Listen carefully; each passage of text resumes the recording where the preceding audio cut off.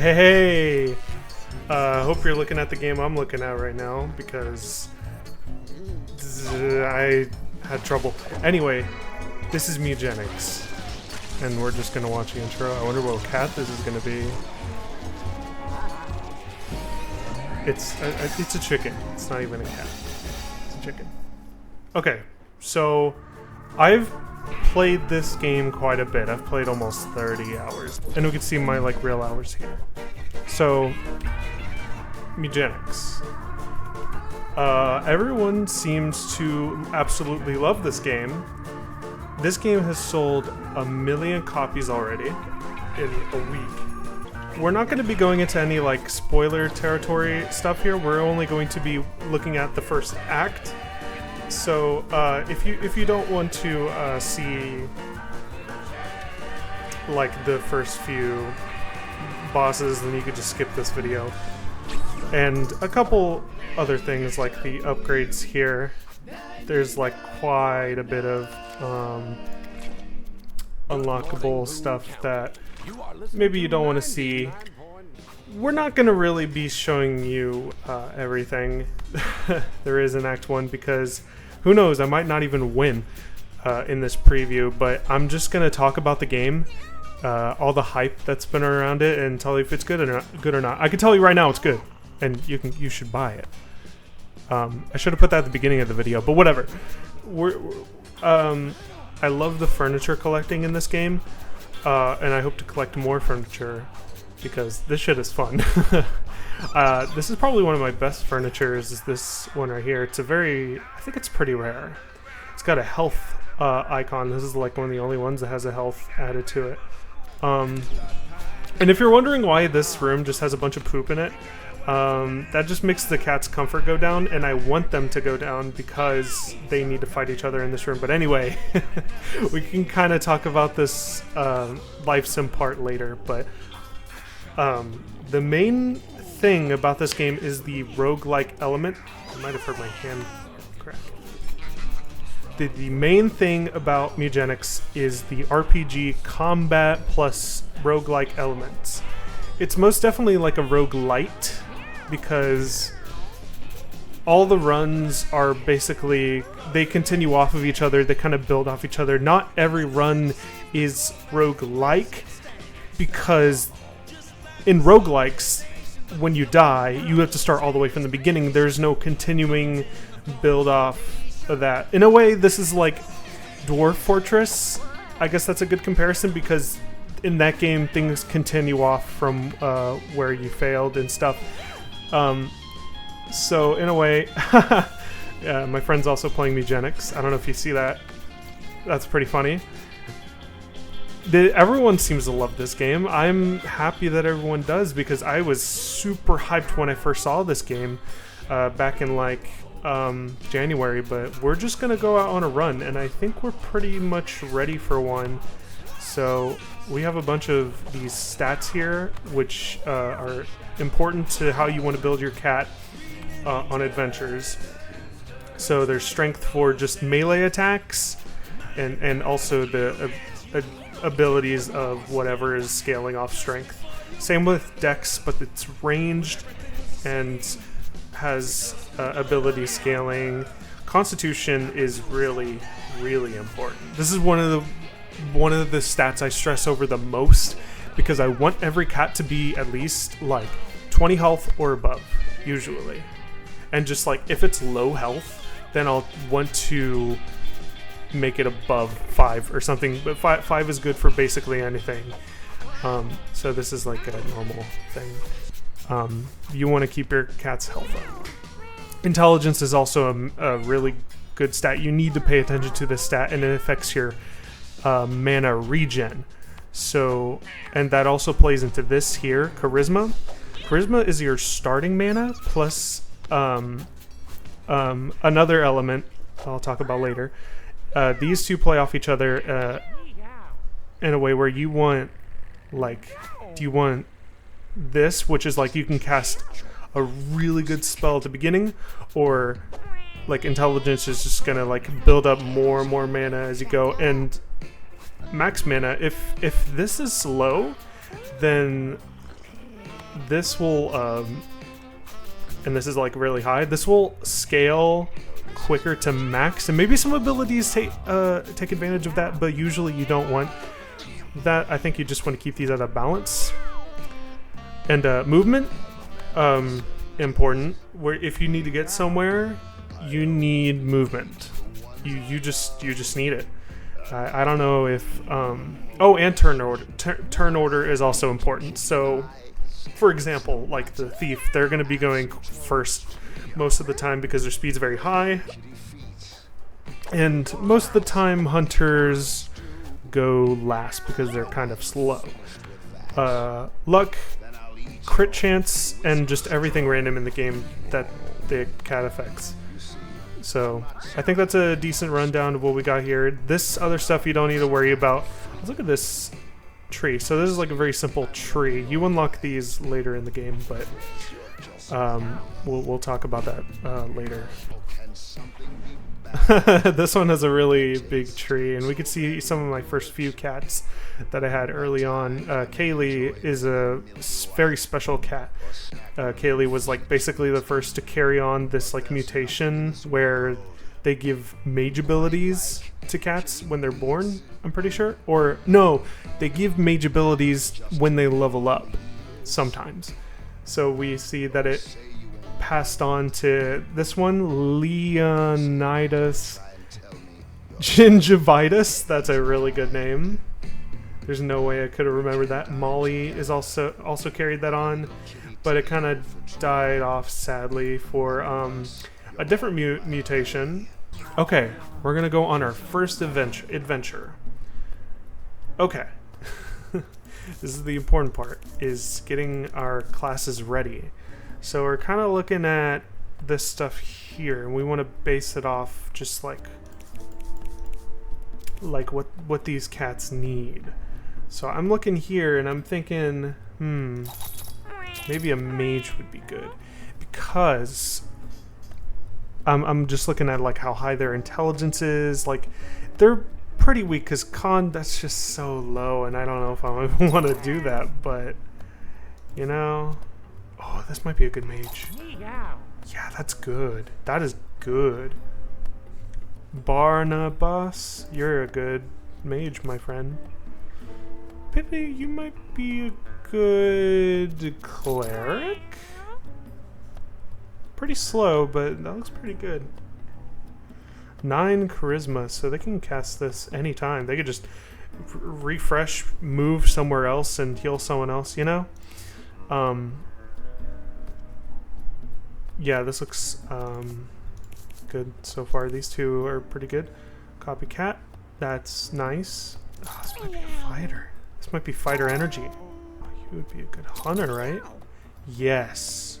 Yes, you would be a great hunter, but the the bad part about this is scatological, so they might move in on some levels, maybe. Oh, I don't know, man. They're the only thing that doesn't scale off here is like, ooh, you know what? Okay, I want to say Thief might be one of the best classes because a good chunk of its skills build off each other pretty easily. It can move pretty much anywhere at once. It has an attack that doesn't scale at all. It's basically scaling off your luck and your other abilities. So that's what you want to rely on for this. It's pretty interesting. It's really strong. I don't know what to do here though. Pretty sad when that happens. I want oh, maybe you want to be hunter. 4 or tank. Tank is also great. I don't know. I've never done a run that doesn't have cleric and tank in it. I should make this like a little more diverse. Do this. But they're so slow. See, this is what I'm talking about when hunters are just super duper slow. They have -2 speed, which is really bad. 20 more, 20, 20. Yeah, this looks good. Okay. Now we got items. We're just gonna give this guy that, give this dude this, because that's necessary. All these bones were from like a different run, and I just like kept getting bones, so I don't know what else to do here, huh? You could also just decrease damage by putting this on, because yeah, it just says it right there, -1 damage. Don't worry about this item stuff. It's really cool though. It's hard to explain how you want to utilize this stuff. We're going. The perfect magicians embark on an adventure. He says, "Don't worry, I'll protect you." Actually, I think that's a girl. So, oops. This is like the screen for like, if you're familiar with other roguelikes like Slay the Spire, this will look familiar. It's just like how these progress, like roadmaps, but you don't really get any choices. There will be choices later down the line though, but you're just going to be going down one path most of the time, just seeing what happens. And the first thing that happens is combat, just to really ramp things up. We have, ooh, okay, I didn't look at the abilities before, but now I'm seeing it, and this one looks pretty good. Gain 1 luck whenever we make a critical hit. That's cool. I'm gonna, since we're in like range here, I think, oh, you know what? Oh, I wish I had movement. I'm just gonna play it safe. Oh, they're gonna spawn shit. And poison nail. So that made it get poison. And they'll just take damage over time. We can do it again, so we can get a... Oh. So, yeah, that can happen. That's mostly due to my trash can here. It's blind, so that kind of stuff happens. It's sad, but it has to happen. Oh, yeah, poop is in this, so they might actually go for that in range. Yep, most definitely will do that on their turn. So... if they had an AoE thing, that would be pretty great. The hell is... Oh! I didn't account for this. This mage has Overload, which will, when you cast a spell, deal 1 random elemental damage to adjacent tiles. So everything like these adjacent spaces here, they will do like an elemental attack. So that's what you saw there. Now I don't know what to do, but I'll just like...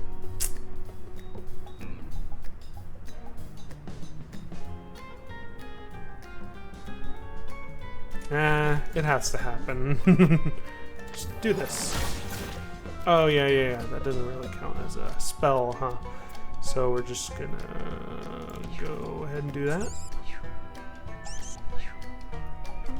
They're gonna spit at us. Happens. Since they took damage, they pissed themselves. Which I think cleanse some poison? I think they get poison when they get hit by that, so... I don't think this guy's going to be doing much, but...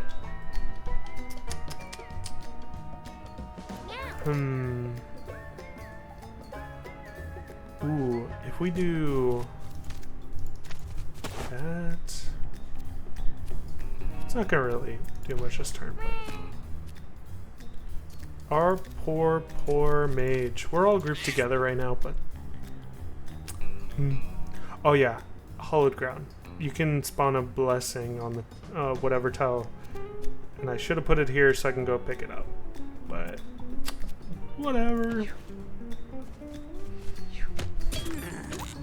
See, when they got poisoned, they just straight up died as soon as... Yep, scatological. That triggered, so they just ate some poop.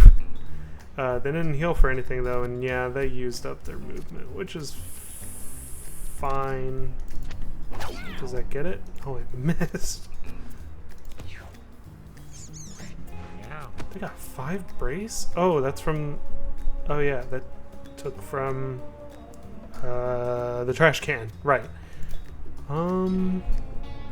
Scrap. I think I'm gonna go and maybe?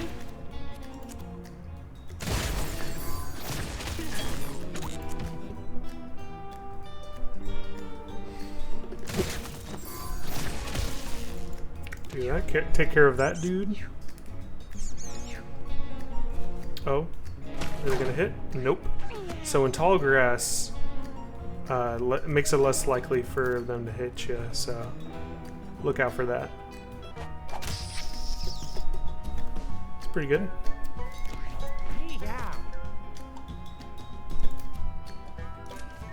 And this kills. That ends the combat. Oh, and a crit. Not bad. So that was basically just how combat is. And like after every combat you level up and you get just some abilities for you to pick from. None of these look too good. Actually, Replicate is really good. I'll take that. Roll would have been also good, but it's colorless, so I don't care. And there's these events that you can choose from, like you could just destroy some flowers if you feel like it, or eat them. I don't know. I feel like looting it.